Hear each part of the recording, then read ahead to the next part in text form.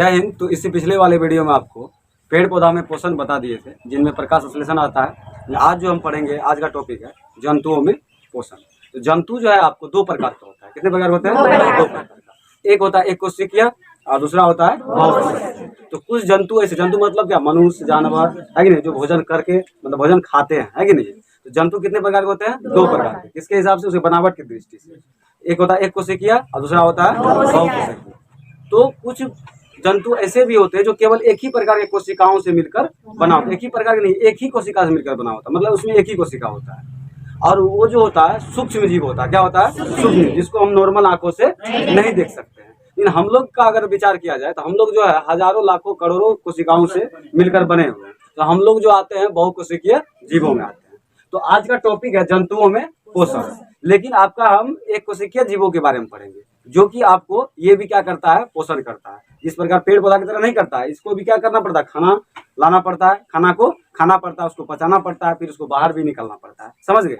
तो जंतुओं में पोषण में हम पहला चीज पढ़ेंगे अमीबा के बारे में। किसके बारे में पढ़ेंगे? अमीबा, जो कि हम लोग को नॉर्मल आंखों से अभी अगर देखेंगे तो दिखाई नहीं देगा। वो कहाँ दिखाई देगा? अगर माइक्रोस्कोप से आप देखते हैं तो सूक्ष्म जीव होता है, इतना छोटा होता है, इतना छोटा होता है, जिसको हम नॉर्मल आंखों से भी नहीं देख सकते हैं। उनमें एक जीव है अमीबा। क्या है? अमीबा। अमीबा जो होता है ना, इसका कोई आकार निश्चित नहीं होता है। आकार भी इसका कोई निश्चित नहीं होता, इतना छोटा होता है। जो देखने में यहाँ पर हम फिगर बनाए हुए हैं, ये आपका क्या है? अमीबा है। और ये केवल एक ही तो कोशिका से मिलकर बना हुआ है। और जो एक कोशिका से मिलकर बना होता है तो उसको खाने के लिए अलग अंग नहीं होता है कि नहीं, पचाने के लिए अलग अंग नहीं होता है, या उसको बाहर निकालने के लिए कोई विशेष अंग नहीं होता है। इसका जो भी चीज करना है एक ही तो अंग से करना है। इसको खाने के लिए मुंह नहीं होता है कि नहीं, हाथ नहीं होता, पैर नहीं होता है। जो भी चीज करना है एक ही चीज से करना है। अगर माइक्रोस्कोप से देखिएगा, ये देखने में कैसे लगता है? इस प्रकार से देखने में लगता है। ये कोशिकीय जीव है। और ये जो है इसका बीच में केंद्रक वाला हिस्सा होता है जो इसको जीवित रखता है। समझ गए बात को? तो ये जो अपना भोजन ग्रहण करता है अमीबा, देखने में कैसे होगा माइक्रोस्कोप से? ऐसे। ये कौन जीव है? एक कोशिकीय जीव। तो ये जो अपना भोजन ग्रहण करता है, ऐसा कोई विशेष अंग नहीं होता। ये भोजन करता क्या? अगर इसके सामने में कोई भोजन है कि नहीं, इसके सामने कोई भोजन है, तो अगर मान के चलिए इसके सामने से कोई भोजन है, तो ये इसी साइड से अपने भोजन क्या कर लेगा? अपने अंदर ग्रहण कर लेगा। ये करता है पहला फिगर मान के चलिए भोजन इससे थोड़ा सा दूर रखल है कि नहीं है, लेकिन जैसे देखेगा ये भोजन को, तो इसका शरीर ऑटोमेटिक क्या थोड़ा सा चेंज होने लगता है। तो यहाँ पे देख सकते हैं यही अमीबा है। ये क्या कर लिया? थोड़ा सा अपने आकार को क्या कर लिया? चेंज कर लिया। और ये भोजन को थोड़ा सा क्या कर लिया? नजदीक कर लिया। समझ गए बात को? और फिर ये क्या कर लेता है? यही अपने आकार को और चेंज कर लेता है, और धीरे धीरे क्या कर लिया? अपने अंदर घुसा लिया ना, घुसा लिया। फिर अंदर लेके इसको क्या कर देता है? जो भी पाचन प्रक्रिया होता है उसको कर लेता है। तो इसी यही अमीबा के बारे में हम लोग डिटेल से जानेंगे। कैसे बहिष्करण करता है, कैसे पाचन करता है, कैसे भोजन को लेता है, कैसे जीव है, इसके बारे में पूछता है आपको। तो इन्हें हम लिखे हैं अमीबा जो है ना, ये प्राणी संपोषी जीव है। मतलब जिस प्रकार हम लोग भोजन करके अपने जीवन का सुचारू रूप से चलाते हैं, जीवन को चलाते हैं, सिर्फ उसी प्रकार से अमीबा भी क्या करता है? भोजन हम लोग की तरह ही करता है, लेकिन ये दूसरे तरीका। इसके लिए कोई भोजन करने के लिए विशेष अंग या मुंह नहीं होता है, या कोई अंग नहीं होता है। ये देखने में भी आपको नॉर्मल आंखों से दिखाई नहीं देगा। तो ये क्या होता है? प्राणी संपोषी, मतलब लोगों के द्वारा जो प्राणी जीव होते हैं उसके तरह ये भोजन ग्रहण करता है, इसलिए हम लोग क्या कहते हैं? प्राणी संपोषी करते हैं। यह एक कोशिकीय जीव है। यह एक ही तो कोशिका से मिलकर बना होता है। अगला चीज है इसका आकार निश्चित नहीं होता। ये आकार कभी भी चेंज करते ही रहता है, कोई फिगर निश्चित नहीं होता। यहाँ देख लीजिए ये किस आकार में दिखता है? यही है। फिर यहाँ देखिए अलग आकार में दिखने लगा है, फिर यहाँ देखिए अलग आकार में दिखने लगा। ऐसा कोई आकार निश्चित नहीं होता। अब इसके बाद हम देखते हैं कि भोजन किस प्रकार से करता है। तो भोजन के बारे में पढ़ते हैं। कहता है ये छोटे छोटे शैवाल के टुकड़े को ये खाता है। छोटे छोटे शैवाल का टुकड़ा क्या होता है?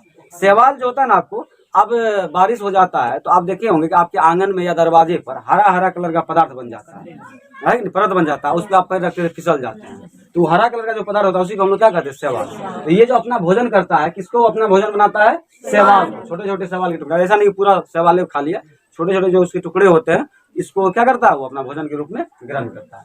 कहता है ये छोटा छोटा एक कोशिकीय जीव को भी खा लेता है। जो ये जहाँ पे रहता है उसके आसपास में जो एक कोशिकीय जीव बहुत सारे होते हैं। तो एक कोशिका मतलब एक ही प्रकार के, एक ही कोशिका से मिलकर जो बना होता है, बहुत छोटा होगा। तो एक कोशिका जीव को ही अपने भोजन के रूप में ग्रहण कर लेता है। इसके बाद हम लिखे हैं आगे छोटे छोटे मृत कार्बनिक पदार्थ को भी अपने भोजन के रूप में ग्रहण कर लेते हैं। छोटे मृत कार्बनिक क्या होता है?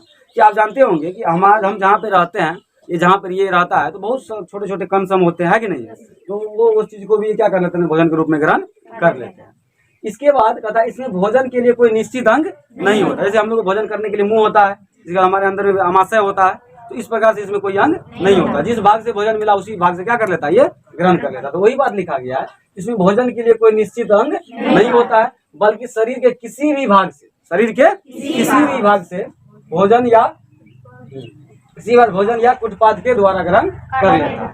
तो यहाँ पे कहने का मतलब ये है, ये शरीर के किसी भी भाग से भोजन क्या कर लेता है, ग्रहण कर लेता है। और जिस भाग से भोजन को ग्रहण करता है उसको हम लोग क्या कहते हैं, कुटपाद कहते हैं। क्या कहते हैं, कुटपाद। ये आपको ऑब्जेक्टिव में पूछेगा, अमीबा जो है अपना भोजन किसके द्वारा ग्रहण करता है, क्या बोलिए, कुटपाद के द्वारा। जिस भाग से वो भोजन ग्रहण करता है उसी भाग को हम लोग क्या कहेंगे, कुटपाद कहेंगे। ये जरूरी नहीं कि आगे में रहेगा तभी भोजन कर लेगा, इसके पीछे में भी अगर भोजन रहेगा तो इस साइड से भी अपना भोजन ग्रहण कर लेगा। अगर हमको वो पीछे में देगा कोई खाना खाने के लिए इस साइड से, हम मुंह को घुमाएंगे तो ना खाएंगे, लेकिन अमीबा में ऐसा नहीं है, इस साइड है इसी साइड से खाना ग्रहण कर लेगा पीछे से, समझ गया। उसका कोई अंगे नहीं होता है, जिस भाग से भोजन आया उसी भाग से वो ग्रहण कर लेगा। समझ गए बात को। अब यहाँ पे पाचन, इसमें भोजन का पाचन कैसे होता है, तो इसके अंदर जो होता है ना, रस टाइप से होता है पदार्थ, रस जैसे लिक्विड टाइप से कोई क्या होता है, पदार्थ होता है, तो उसके द्वारा ये क्या कर लेता है, अपने भोजन को ग्रहण कर लेता है। रसधानी में एंजाइम की मदद से क्या कर लेता है, अपने भोजन का पाचन कर लेता है। समझ गए बात को। अब इसके बाद हम देखते हैं रसधानी एंजाइम किसे कहते हैं। एंजाइम एक ऐसा पदार्थ होता है जो भोजन में डालने के बाद उसको क्या कर देता है, पूरा भोजन में डालने के बाद पूरा उसको मुलायम बना देता है और जिसको पचाने में क्या करता है, मदद करता है। हम लोगों में भी एंजाइम पाया जाता है, इसके बारे में हम डिटेल से आगे पढ़ेंगे। एंजाइम क्या होता है, इसके बाद हार्मोन क्या होता है, इसके बारे में हम डिटेल से पढ़ेंगे। तो ऐसा सुनिए कि कहने का मतलब अमीबा में उसके अंदर क्या होता है, रस होता है, उस रस को हम लोग क्या कहते हैं, एंजाइम, और इसके द्वारा क्या कर लेता है, वो अपने भोजन का पाचन कर लेता है, जिसको हम लोग रसधानी कहते हैं। क्या कहते हैं, जहाँ पे रस रहता है उसको क्या कहेंगे, रसधानी कहेंगे। अब कहता है बहिष्करण। बहिष्करण मतलब क्या, उत्सर्जन हम लोग कहते हैं, नहीं कहते हैं, जो बाहर निकलना, जो भोजन पच गया तो उसको बाहर निकालेगा। तो ये अमीबा जो अपना भोजन का जो है उत्सर्जन यानी बहिष्करण कैसे करेगा, इसी भोजन को शरीर से बाहर निकालने के लिए कोई विशेष अंग नहीं होता, इसको भोजन बाहर निकालने के लिए कोई अंग नहीं होता। जिस भाग से मन हुआ, जिस भाग से सिस्टम बना, उस भाग से क्या कर लेता है, बाहर निकाल लेता है। एक ऐसा जीव है जिसके पास नहीं आंख है, नहीं मुंह है, नहीं कुछ है, एक ही अंग को सब कुछ मानता है। समझ गए, जो कि हम लोग देख नहीं पाते, तो आप लोग कहीं देखे भी नहीं है, ये कहाँ होगा, माइक्रोस्कोप से लेकर बहुत छोटे सा जीव होता है ये, बल्कि शरीर के किसी भी भाग से क्या कर लेता है, बाहर निकाल दिया जाता है। बात समझ गए। तो ये अमीबा के बारे में हम जान लिए। तो इसी प्रकार और कोई क्या कहते हैं, कोशिकीय जीव है जिसको हम लोग कहते हैं पैरामेशियम। क्या कहते हैं, पैरामेशियम। पैरामेशियम भी एक ही कोशिका से मिलकर क्या होता है, बना होता है। इसको भी हम नॉर्मल आंखों से नहीं देख सकते, देखने के लिए हम क्या करना पड़ेगा, हमें माइक्रोस्कोप का प्रयोग करना पड़ेगा। तो इसी के बारे में हम जान लेते हैं। तो पैरामेशियम के बारे में जब देखेंगे तो पैरामेशियम देखने में अगर माइक्रोस्कोप से जूम करके देखेंगे तो ये इस आकार में देखने को हमें मिलेगा। लेकिन ये इससे एक कोशिकीय जीव तो ये भी है, लेकिन ये जो है थोड़ा सा इससे क्या है, अलग है। इसमें अलग क्या है, देखिए पैरामेशियम के बारे में लिखे हैं, ये भी क्या है, प्राणी समपोषी जीव है। इसको भी अमीबा में भी बताए थे, ये प्राणी समपोषी है। ये भी क्या है, प्राणी समपोषी है। मतलब जिस प्रकार हम लोग भोजन करते हैं सेम उसी प्रकार से क्या करते हैं, ये भी पैरामेशियम भी क्या करते हैं, भोजन को ग्रहण करते हैं। ये क्या है, एक कोशिकीय जीव है, एक ही कोशिका से मिलकर बना होता है। एक ही कोशिका से मिलकर बना, इसलिए तो बहुत छोटा है, नॉर्मल आंखों से भी नहीं देख सकते हैं। इसके बाद आता है आपको इस क्या आकार क्या होता है इसका, निश्चित होता है। जिस प्रकार आप देखे होंगे अमीबा में से आकार निश्चित नहीं होता, ये आकार को क्या कर लेता है, चेंज कर लेता है। लेकिन इसमें पैरामेशियम में क्या होता है, आकार जैसे दिखाई दे रहा है ना, ये सेमी फिक्स ही रहता है, ऐसा कोई आकार चेंज नहीं होता। तो इसमें भोजन ग्रहण करने के लिए एक निश्चित भाग होता है जिसे कोशिका मुख कहते हैं। इसमें जो भोजन जो ग्रहण करता है ना, इसके लिए कोई अंग एक विशेष भाग में बना होता है। ये देख रहे हैं, ये वाला एरिया, इस भाग से ही अपना क्या करता है, भोजन को ग्रहण करता है। इस भाग से ग्रहण करके ये इसका भोजन हो गया है कि नहीं है, अंदर कर लेता है। तो अमीबा में भोजन ग्रहण करने के लिए कोई निश्चित अंग नहीं होता है, लेकिन पैरामेशियम में भोजन ग्रहण करने के लिए एक निश्चित अंग होता है। यही बात को लिखा गया, जिसको हम लोग क्या कहते हैं, कोशिका मुख कहते हैं। क्या कहते हैं, कोशिका मुख कहते हैं। और इसके बाद इसके साइड में जो देख रहे हैं ना, ये काटा काटा की तरह है कि नहीं है, इसको हम लोग कहते हैं प्रचलन अंगक। क्या कहते हैं, प्रचलन अंगक। ये इसके माध्यम से कोई भोजन का टुकड़ा है उसको क्या कर लेता है, खींच लेता है, अपने में सटा लेता है, और इसके बाद कहाँ भेज देता है, इसको कोशिका मुख में, जिससे होकर वो भोजन ग्रहण करता है। तो इसके द्वारा ये भोजन को क्या कर लेता है, पकड़ लेता है। और इसको जो है, इसको हम लोग क्या कहते हैं, प्रचलन अंगक। और इसको जब अलग में बात करेंगे, इसको कहते हैं सिलिया भी कह सकते हैं। क्या कह सकते हैं, सिलिया के द्वारा, जिसको हम प्रचलन अंगक भी कहते हैं, उसके द्वारा क्या करते हैं, भोजन को ग्रहण करके कोशिका मुख में भेजता है, और इसके बाद इसका जो भी पाचन की प्रक्रिया होता है वो पूरा कर लेता है। और इसका जो बहिष्करण होता है, क्या होता है, बहिष्करण मतलब बाहर निकालना, जो भोजन पच गया तो इसको बाहर निकालने के लिए अगर देखेंगे तो ये किसी भी एक विशेष अंग होता है, उसके द्वारा बाहर निकाल लेता है। तो इनका आकार भी निश्चित नहीं होता, इसका आकार क्या होता है, निश्चित होता है। भोजन ग्रहण करने के लिए इसका कोई निश्चित अंग नहीं होता है अमीबा में, इसका निश्चित अंग होता है। तो इस प्रकार इससे थोड़ा सा क्या है, यहाँ अलग है, और अलग होने के साथ साथ लेकिन इसमें दोनों में क्या होता है, एक जैसे गुण भी है। क्या एक जैसे गुण है, ये भी एक कोशिकीय जीव है, ये भी एक कोशिकीय जीव है। इसको भी नॉर्मल आंखों से नहीं देख सकते हैं, इसको नॉर्मल आंखों से नहीं देख सकते हैं। समझ गए बात को। अब हम पढ़ेंगे आगे का टॉपिक में कि मनुष्य में पाचन कैसे, अमीबा और इसके बाद पैरामीशियम पढ़ने के बाद अब हम पढ़ते हैं मनुष्य में पाचन। अब मनुष्य में पाचन कैसे होता है, तो यहाँ जो फिगर देख रहे हैं आपको इतना देख के भड़कना नहीं है, ये पूरे आसान है। तो हम सबसे पहले मनुष्य में जो पाचन होता है उस अंग के बारे में हम डिटेल जान लेते हैं, कौन कहाँ पर स्थित होता है। तब इसके बारे में हम डिटेल से बारीकी से जानेंगे किसका क्या काम है, किसके अंदर क्या होता है, कौन क्या करता है। अभी आप नॉर्मली समझ लीजिए इस फिगर के माध्यम से कि कौन कौन सा जगह पर स्थित होता है हमारे शरीर के अंदर। तो हम सबसे पहली बात देखते हैं कि हमारा जो भोजन का पाचन होता है, हम जब सबसे पहले मुंह से खाना स्टार्ट करते हैं तो इसीलिए हमारा भोजन का पाचन मुख से ही शुरू हो जाता है, समझे। इसलिए जहाँ से भोजन को हम अंदर लेते हैं उसको हम लोग मुख्य गुहा कहते हैं। क्या कहते हैं? मुख्य गुहा, या इसको हम लोग कहते हैं माउथ कैविटी। इंग्लिश में कहेंगे क्या कहेंगे? माउथ कैविटी कहेंगे। क्या कहेंगे? Mouth cavity. और हम मुंह से बोलते भी ना, बोलते हैं, इसलिए इसको हम लोग वोकल कैविटी भी कहते हैं। क्या कहते हैं? वोकल कैविटी भी कहते हैं। समझ गए। हम सबसे पहले भोजन क्या कर लेते हैं, मुंह से ही ग्रहण कर लेते हैं, नहीं कर लेते हैं। तो मुंह से हम भोजन ग्रहण कर लेते हैं। ग्रहण करने के बाद इसके साथ साथ हवा भी जाता है, साथ में नहीं जाता है। तो मुंह से ग्रहण करते हैं तो इसको हम लोग क्या कहते हैं? मुख गुहा कहते हैं। क्या कहते हैं? मुख गुहा। और मुंह के अंदर भी बहुत सारी चीज पाया जाता है, इसके बारे में हम आगे पढ़ेंगे। अभी नॉर्मल समझ लेते हैं कौन कहाँ पर होता है। जब इसके अंदर लेते हैं भोजन को, चबाने के बाद ये लार में मिक्स होता है, हमारे मुंह के अंदर पानी होता है, उस पानी क्या कहते हैं इसके बारे में भी जानेंगे। तो उसमें मिक्स होने के बाद ये क्या हो जाता है, हमारे क्या कहते हैं भोजन नली में प्रवेश करता है। क्या करता है? भोजन नली में। तो नली में जहाँ से प्रवेश करता है, यहाँ पे जो होता है भोजन नली दो भागों में बढ़ जाता है। मुंह से जब प्रवेश करता है, पाइप लगा हुआ है कि नहीं है, तो ये कितने भागों में बढ़ जाता है? दो भागों में। और यहाँ पे एक जो है ना, जैसे कि फाटक होता है ना आपके रूम का, उसी प्रकार हमारे गला के निकट जो है ये क्या होता है? फाटक की तरह होता है। और उस फाटक को हम लोग कहते हैं एपिग्लोटिक्स। क्या कहते हैं? एपिग्लोटिक्स। और यहीं के बाद जो है ना हमारा ये नली दो भागों में बढ़ जाता है। कितने भागों में बढ़ जाता है? दो भागों में बढ़ जाता है। तो इसमें दो भाग में बढ़ता है, ये बीच वाला भाग यहाँ हम बना लेते हैं, बीच में ये दो भाग में बढ़ जाता है। तो एक भाग जो होता है ना सांस के लिए बन जाता है। किसके लिए होता है? जो भी हम सांस लेते हैं ना, तो वो क्या हो जाता है, एक भाग किसमें आ जाता है? एक भाग जो बढ़ता है इसका पाइप का, उस भाग से होकर क्या निकलता है? सांस चले जाता है। और दूसरा भाग जो होता है इसका, दूसरा पाइप का दूसरा भाग, उस भाग से होकर क्या जाता है? भोजन जाता है, जो भोजन हम खाते हैं।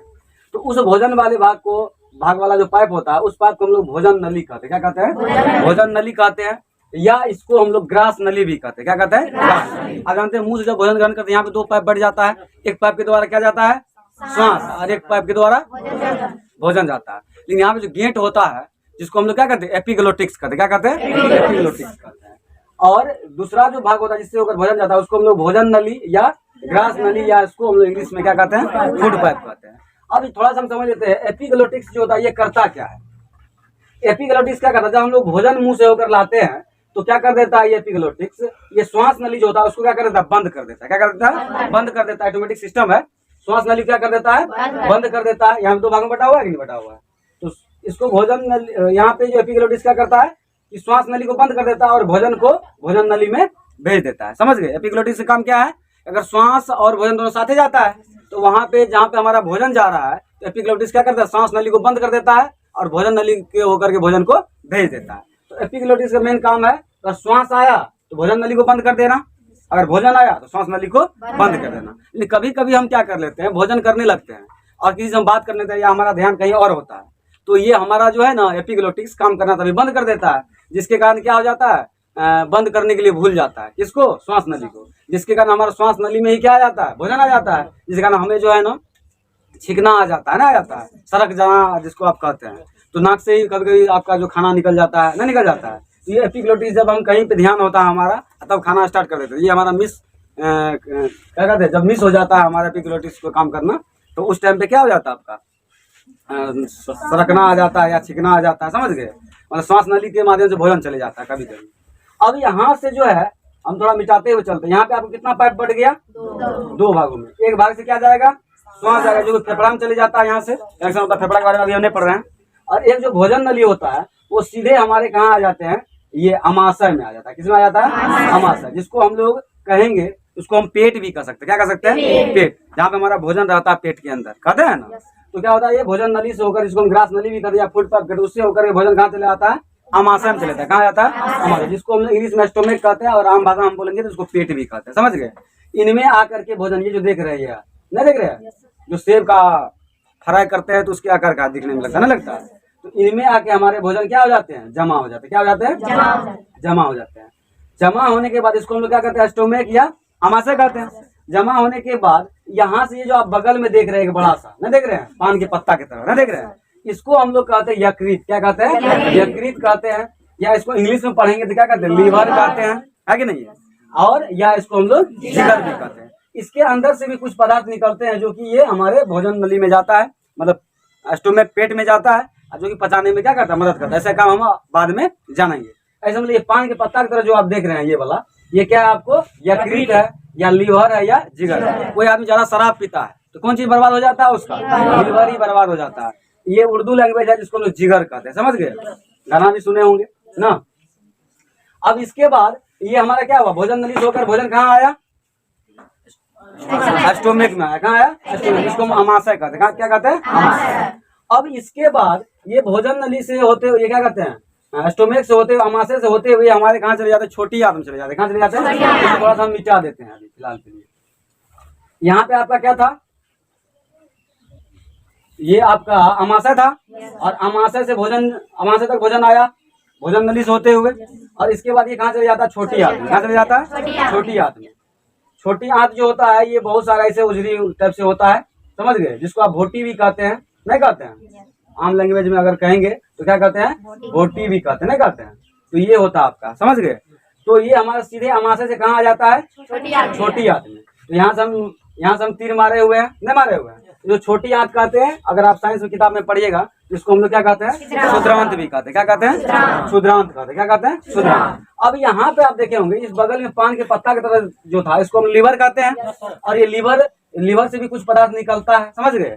लीवर से कनेक्टेड एक होता है, एक ग्रंथि होता है जिसको हम लोग कहते हैं पित्ताशय। क्या कहते हैं, और इसके अंदर पित्त होता है। क्या होता है, पित्त, जो कि हमें क्या करता है, भोजन में कभी कभी उस रिसॉर्ब होता है और उससे अगर कुछ पदार्थ को डाल दिया जो भोजन को पचाने में क्या करता है, मदद करता है, जो कि हमारी छोटी आंत से क्या होते हैं, कनेक्टेड होते हैं, समझ गए बात को। तो ये किससे, जिगर के बगल में क्या होता है, पित्ताशय होता है, और पित्ताशय से क्या निकलता है, पित्त निकलता है, जो कि हमें कहाँ भेजता है, छोटी आंत में भेजता है। अब भोजन हमारा स्टोमक और ये सारी चीज से गुजरते हुए कहाँ चले जाता है, छोटी आंत में। छोटी आंत को हम लोग क्या कहते हैं, क्षुद्रांत भी कहते हैं। क्या कहते हैं, क्षुद्रांत भी कहते हैं, या इसको इंग्लिश में कहेंगे तो स्मॉल इंटेस्टाइन कहते हैं। क्या कहते हैं, स्मॉल इंटेस्टाइन। अब ये छोटी आंत से होते हुए भोजन इसमें लगभग पाचन हो जाता है। कहाँ हो जाता है, लगभग इनमें भोजन का पूर्ण रूप से पाचन हो जाता है। अब इसके बाद जब यहाँ से जो भोजन पच जाता है तो कुछ जो अच्छे जो प्रोटीन होते हैं, जो कार्बोहाइड्रेट होते हैं, इसको यहाँ से एक अलग कनेक्टेड होता है इसका पाइप, जो कि हमें शरीर के विभिन्न भागों में भेज दिया जाता है। लेकिन यहाँ से जो अपशिष्ट पदार्थ बनता है उसको कहाँ भेज देता है, बड़ी आंत में। कहाँ भेज देता है, बड़ी आंत में, जिसको हम ऐसे करके बनाए हुए जो न देखे अभी। और इस साइड से भी था, न था, ऐसे करके बड़ा वाला मोटा सा नहीं था यहाँ। तो ये जो है ये बड़ी आंत है। क्या है, बड़ी आंत। और इसके बाद छोटी आंत में जो भी अपशिष्ट बच जाता है उसको कहाँ भेज देता है, बड़ी आंत।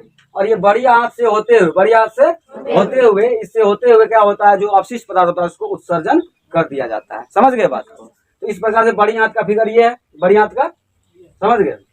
बड़ी आंत को हम लोग क्या कहते हैं, बृहद्रांत भी कहते हैं। क्या कहते हैं, बृहद्रांत। आप समझ गए। भोजन सबसे पहले कहाँ आता है, मुख गुहा में। मुख गुहा से होते हुए कहाँ, एपिग्लोटिस गेट है कि नहीं है। तो श्वास नली को बंद कर देगा, किस में आएगा, ग्रास नली में, या भोजन नली में आएगा भोजन। भोजन नली से आने के बाद किसमें पहुंचेगा, ये आमाशय में, मतलब पेट में। वहां पहुंचने के बाद यहाँ से कनेक्टेड पित्ताशय भी होता है, और इसका लीवर यकृत भी होता है, और इससे होते हुए कहाँ चले जाता है, छोटी जो उजरी होता है, बहुत सारे भोटी जिसको आप कहते हैं, नहीं कहते हैं। इससे होते हुए यहाँ से भोजन का पूर्ण रूप से पाचन हो जाता है, और पाचन होने के बाद ये जो इसका ओरिजिनल पदार्थ होता है जो शरीर के विभिन्न भागों में भेज दिया जाता है, जो अपशिष्ट होता है उसको कहाँ भेज देता है, ये बड़ी आंत में भेजा, जिसको हम लोग बृहद्रांत कहते हैं। और इसके बाद जो अब हम पढ़ेंगे सबका ये अलग अलग काम, कैसे ये काम करता है नहीं करता है, इसके बारे में हम क्या किए थे, फिगर के माध्यम से हम समझ लिए थे कौन सा अंग कहाँ पर है। हम बताए थे आपका मुख गुहा था, इसके बाद भोजन नली था, मतलब जिसको हम लोग ग्रास नली भी कहते हैं। इसके बाद क्या गया था, छोटी आंत नहीं, आमाशय में गया था। आमाशय के बाद छोटी आंत में, तब बड़ी आंत में। तो आपको मुख गुहा से लेकर के, मुख गुहा एक गिनिए, इसके बाद जो है दूसरा क्या आ गया, ग्रास नली 2 हो गया। तीसरा क्या हो गया, अमाशय। चौथा क्या हो गया, छोटी आंत। और पांचवा बड़ी आंत। तो ये जो 5 चीज है ना, इसको हम लोग कहते हैं आहार नाल। क्या कहते हैं, आहार नाल। और इसके अलावे आप 2 चीज और पढ़े थे, 2-3 चीज। एक आप पढ़े थे लीवर, या इसको यकृत या जिगर कहते हैं। दूसरा आप पढ़े थे पित्ताशय। क्या पढ़े थे, पित्ताशय। और तीसरा पढ़े थे अग्नाशय। क्या पढ़े थे, अग्नाशय। ये 3 जो है ना, ये 3 ये सहायक भाग है। क्या है, सहायक। पाचन के लिए सहायता करता है, ना कि ये मेन है। मेन में आता है आपको मुख गुहा, ग्रास नली, अमाशय, छोटी आंत, बड़ी आंत। समझ गए बात। तो यहाँ पे हम फिगर आपको बनाए थे, तो फिगर में यहाँ पे मुख गुहा था, यहाँ से क्या आया था आपको, ग्रास नली।